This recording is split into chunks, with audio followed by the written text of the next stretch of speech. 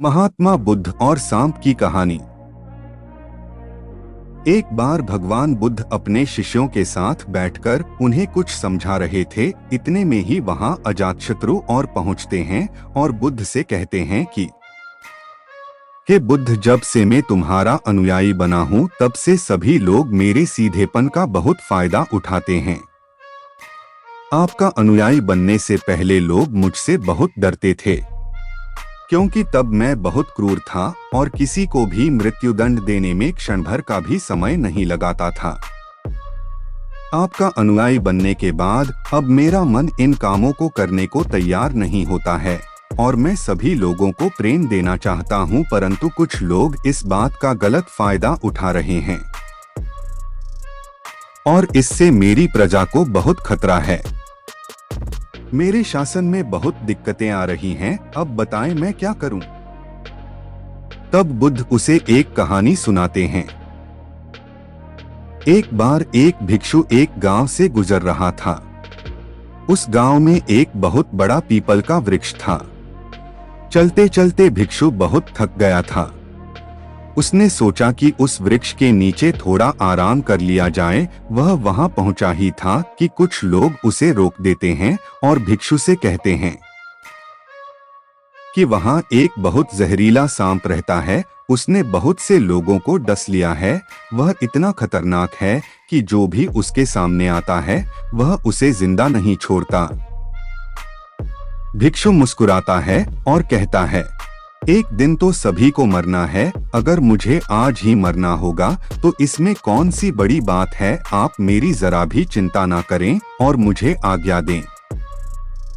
भिक्षु वहां से चल देता है और पेड़ के नीचे अपना आसन बिछाकर बैठ जाता है। थोड़ी ही देर बाद उसके सामने सांप आता है और उससे कहता है, क्या तुम्हें मुझसे डर नहीं लगता? क्या तुम्हें पता नहीं यह मेरा इलाका है और यहाँ पर आने की किसी की भी हिम्मत नहीं होती? तब भिक्षु उसे बहुत ही प्रेम के साथ कहता है, इसमें डर वाली कौन सी बात है? तुम जो भी करते हो वह इसलिए करते हो क्योंकि तुम्हें डर है कि कोई तुम्हें मार ना दे, इसीलिए तुम दूसरे को डरते हो। मुझे किसी बात का डर नहीं, ना ही मुझे मृत्यु का डर है और ना ही जीवन की लालसा है। कोई मुझे नुकसान पहुंचा ही नहीं सकता तो फिर मैं क्यों डरूं? सांप को यह सुनकर बहुत गहरा आघात पहुंचता है। उसने आज तक ऐसे व्यक्ति देखे जो उससे डरकर भागते थे। उसने आज तक ऐसा कोई भी व्यक्ति नहीं देखा था जो उससे नहीं डरे। भिक्षु की इतनी बातें सुन सांप उनके के चरणों में लेट जाता है और उनसे कहता है, आज तक मैंने जो भी किया अपनी जान बचाने के लिए किया, क्योंकि अगर मैं इस तरह का रूप धारण नहीं करता तो लोग मुझे जिंदा नहीं छोड़ते। तब भिक्षु उससे कहता है, तुम एकदम सही कह रहे हो, लेकिन अगर तुम इस मोह से मुक्त होना चाहते हो तो एकदम शांत हो जाओ, प्रेम से भर जाओ और यह जानो कि एक दिन जीवन समाप्त हो ही जाएगा। उसके लिए बुरे कर्म करने की कोई आवश्यकता नहीं है।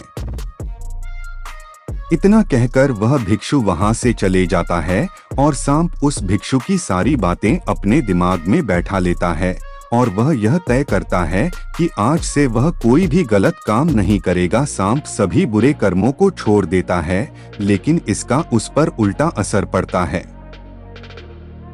जो लोग उसे पहले देखकर भागते थे अब उसके सीधेपन का गलत उपयोग करने लगे। अब सब लोग उसे छेड़ते, उसे चोट पहुंचाते। अब सांप बहुत दुखी रहने लगा और बहुत ज्यादा चोट से ग्रस्त रहने लगा।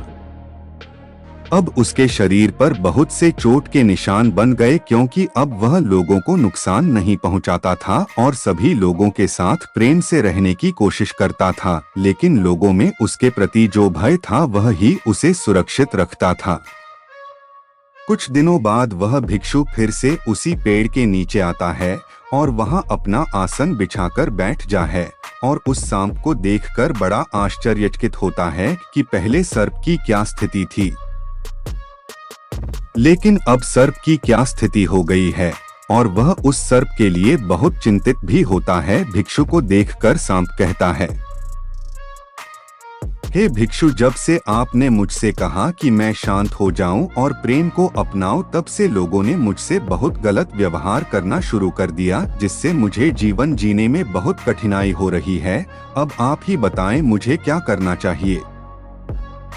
भिक्षु से कहता है, हे मित्र, मैंने तुमसे यह नहीं कहा था कि तुम अपने स्वभाव को ही बदल लो। तुम सर्प हो और क्रूरता ही तुम्हारा स्वभाव है। अगर तुम क्रूरता नहीं रखोगे तो लोग तुम्हें खत्म कर देंगे, लेकिन इसका मतलब यह नहीं है कि तुम्हारे भीतर जो उद्देश्य है उसे गलत रखो। तुम्हें भीतर से अपने आप को सही रखना है और बाहर से खुद को वह दिखाना है जो जरूरी है, क्योंकि सर्प एक जहरीला जीव है और लोगों में उसके लिए भय होना आवश्यक है। अगर लोगों के अंदर तुम्हारे लिए भय नहीं होगा तो लोग तुम्हें हानि ही पहुंचाएंगे, लेकिन तुम्हें भीतर से अपने आप को सही रखना चाहिए कि तुम्हें किसी को नुकसान नहीं पहुंचाना है, केवल अपना भय बनाए रखना है। गौतम बुद्ध कहते हैं, तो है अजातशत्रु, तुम इस कहानी से क्या समझे? तो इसका मतलब यही है कि तुम अपने स्वभाव को मत बदलो, तुम अपने आप को समझो। तुम अपने आप को प्रेम पूर्ण पाओगे तो अपने उद्देश्य को अच्छा पाओगे, फिर तुम्हें उससे खुशी मिलेगी, और जब तुम्हें खुशी मिलेगी तो तुम लोगों को खुशी दे सकोगे। और यहाँ इस बात की जरा भी जरूरत नहीं है कि तुम बाहर से लोगों को क्या दिखा रहे हो। जरूरत इस बात की है कि तुम भीतर से अपना उद्देश्य क्या रखते हो।